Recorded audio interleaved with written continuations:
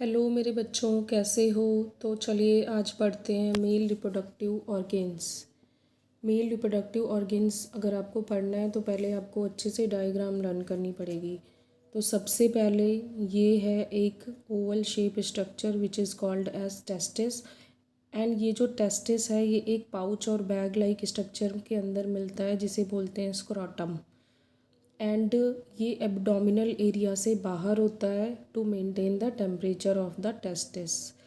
This is ये जो एक लॉन्ग पाइप लाइक स्ट्रक्चर है इसे बोलते हैं स्पर्म डक्ट। ये टेस्टिस में जो स्पर्म बनते हैं उनको कैरी करके लेकर जाता है। एंड ये आपकी खुलता है जाके urinary bladder. This is urinary bladder. ये यूरिनरी ब्लैडर है और यहाँ से दोनों साइड से स्पर्म डक्ट जो है वो स्पर्म को लेकर जाती हैं। उसके बाद ये है urethra which is a common passage for both sperm as well as urine. यहीं से sperm and urine pass out होता है। तो ये रही आपकी डायग्राम जहाँ पर ये टेस्टिस है। टेस्टिस स्क्रोटम के अंदर है जो कि एक पाउच लाइक स्ट्रक्चर है। ये स्पर्म डक्ट है जो स्पर्म को कैरी करता है। एंड ये यूरिथ्रा है जहाँ से यूरिन एंड स्पर्म दोनों पास होते हैं। तो ये थी diagram male reproductive organs in humans की। नेक्स्ट डायग्राम है female reproductive organ. Female reproductive organ जब हम देखते हैं तो यहाँ पर अ पेयर ऑफ ओवरी, दो ओवरीज होती हैं लेफ़्ट एंड राइट साइड में। एंड ये ओवरीज कनेक्टेड होती हैं ओविडक्ट से। ओविडक्ट को फैलोपियन ट्यूब भी बोलते हैं।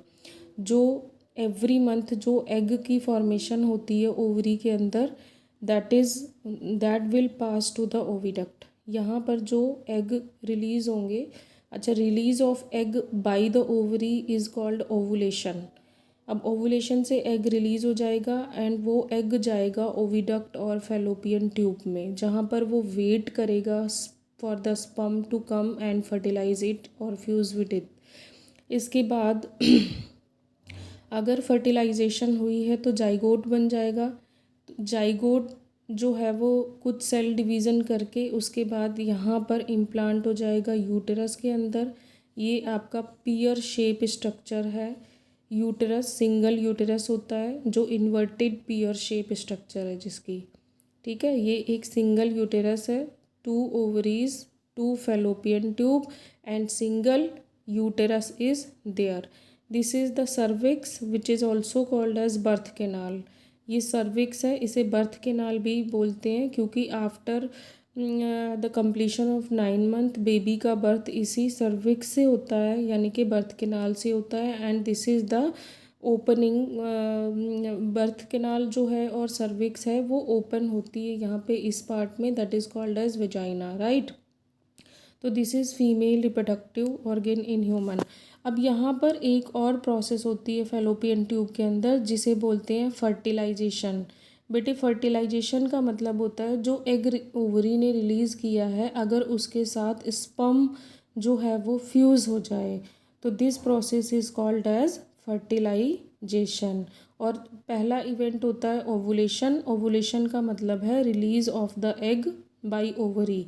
अब ये जो ओवरीज हैं, टू ओवरीज आर देयर, तो अल्टरनेटिवली हर मंथ ये दोनों ओवरीज जो है वो एग को रिलीज़ करते हैं। मीन्स 1 मंथ ये करेगी, नेक्स्ट मंथ ये करेगी। Alternatively both the ovaries produces the eggs every month. तो ये थी डायग्राम आपकी फीमेल रिप्रोडक्टिव ऑर्गेन।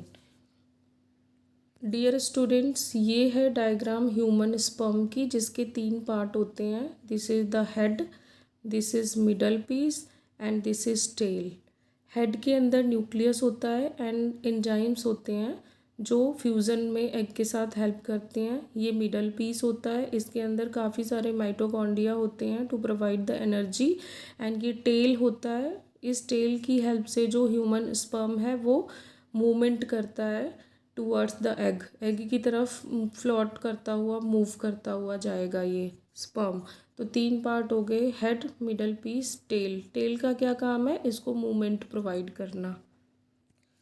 ये है बेटा ह्यूमन ओवम और एग जो कि ओवरी में प्रोड्यूस होता है।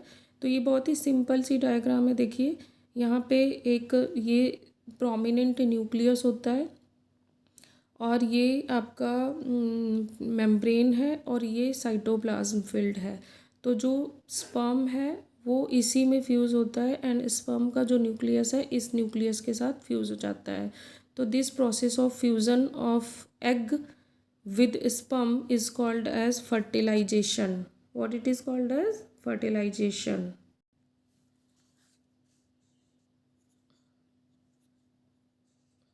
बच्चों यहाँ पे आप देख सकते हो कि फर्टिलाइजेशन की प्रोसेस हो रही है। यहाँ पे ये एग और ओवम है, ये एग और ओवम है, ये न्यूक्लियस है, ठीक है। तो यहाँ पे ये देखो स्पर्म जो हैं वो they are trying to fuse with the egg. तो इस प्रोसेस को जहाँ पे ये स्पर्म जो है वो फ्यूज़ होता है एग के साथ, इस प्रोसेस को बोलते हैं फर्टिलाइजेशन।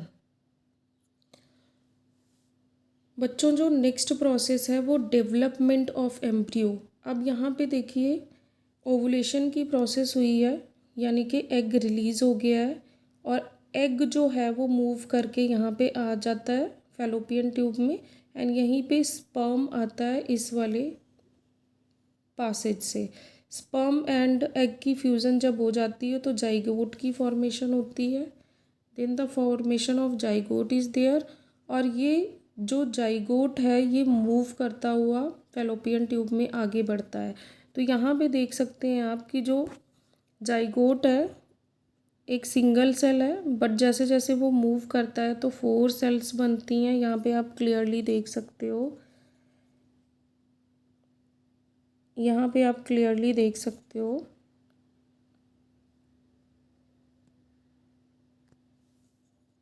कि 4 सेल्स आर देयर, है ना। यहाँ पे 4 सेल, फिर 8 सेल, फिर 16 सेल्स। इस तरीके से a ball of cells are formed and this ball of cells जो है just like this is a ball of cells और mass of cells, enlarged ball और mass of cells are there. अब ये जो बॉल ऑफ सेल्स हैं ये move करती हुई जाएंगी एंड यूटेरस में पहुंच जाएंगे, ठीक है।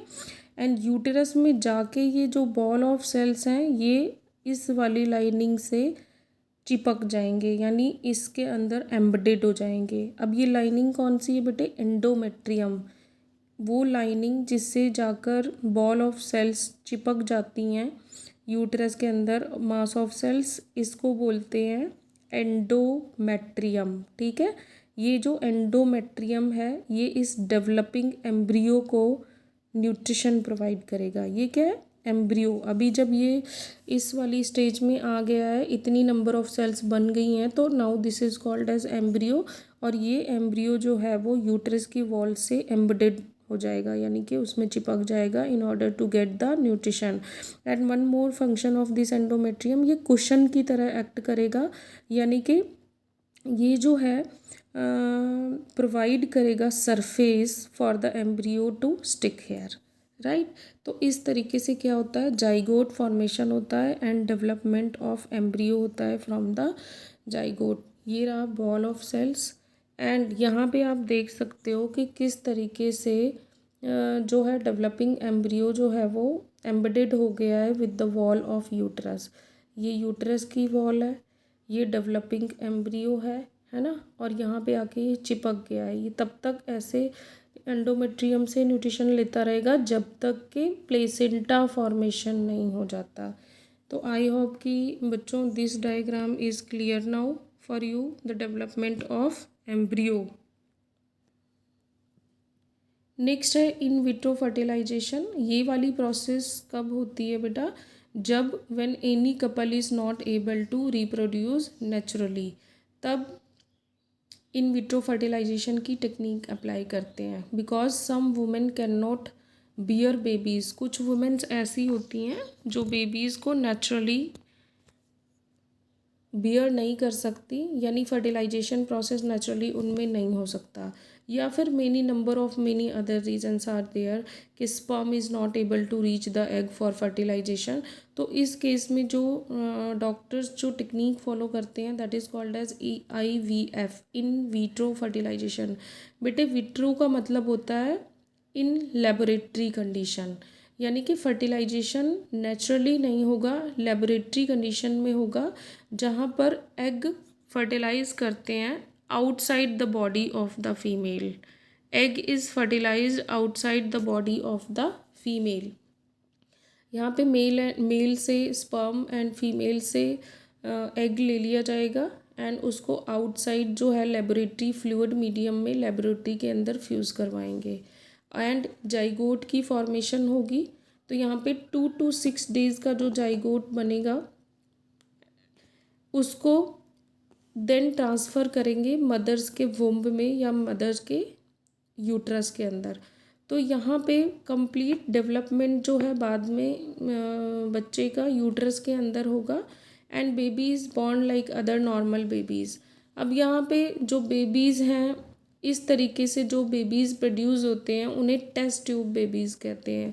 तो जो first birth of test tube baby जिसका नाम था लुइस ब्राउन, वो The first successful birth of test tube baby Louis Brown occurred in 1978।